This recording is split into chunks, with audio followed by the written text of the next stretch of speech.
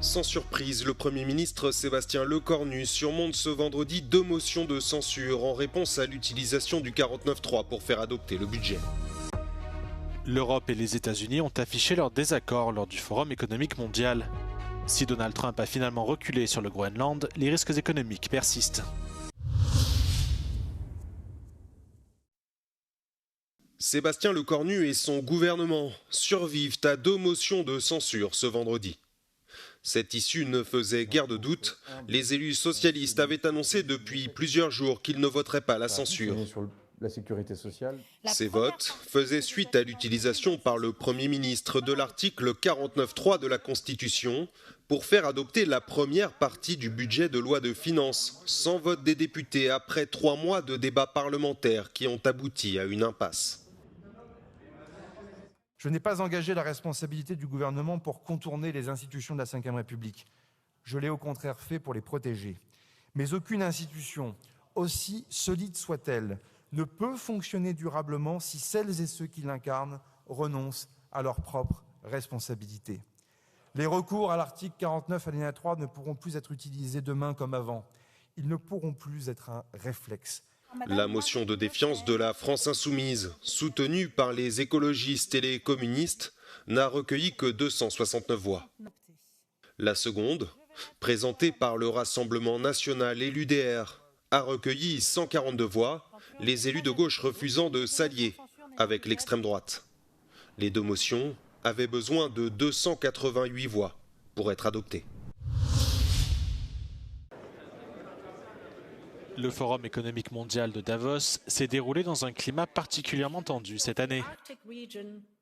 L'Europe et les États-Unis ont affiché leur désaccord sur le Groenland dans leurs discours successifs, faisant craindre une guerre commerciale entre ses partenaires historiques.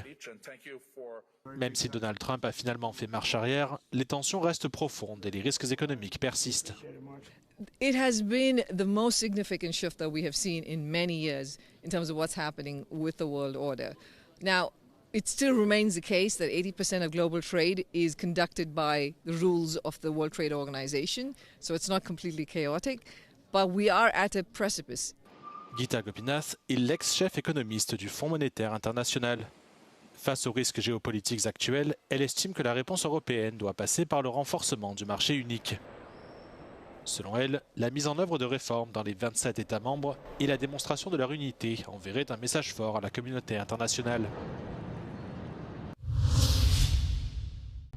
Des frappes de drones russes sur la ville de Kryvyi Rih ont provoqué jeudi une coupure d'électricité qui a bloqué des travailleurs dans 2 mines.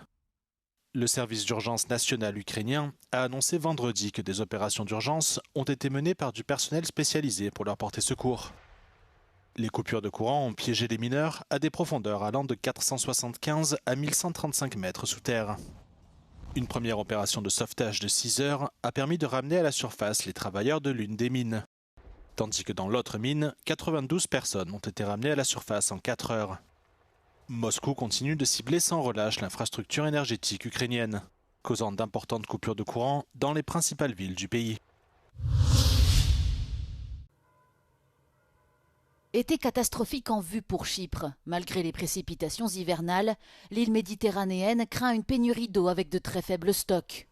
Selon le ministère de l'Agriculture, les apports dans les barrages ne s'élevaient pour le moment qu'à 2 millions de mètres cubes, 10 fois moins que l'année précédente, déjà considérée comme très sèche. Face à cette menace de plus en plus critique, le gouvernement chypriote a approuvé en début de semaine une série de mesures pour un total de 200 millions d'euros. Entre autres, les autorités espèrent la mise en service de 9 unités de désalinisation d'ici la fin de l'année.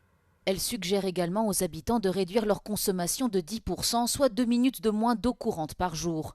Les agriculteurs recevront, eux, 30% d'eau de moins qu'en 2025. Chypre compte également sur des partenariats internationaux.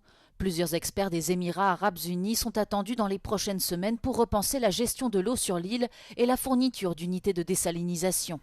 L'année dernière déjà, ce pays du Moyen-Orient avait envoyé gratuitement des équipements similaires à Nicosie dans le cadre d'un accord bilatéral.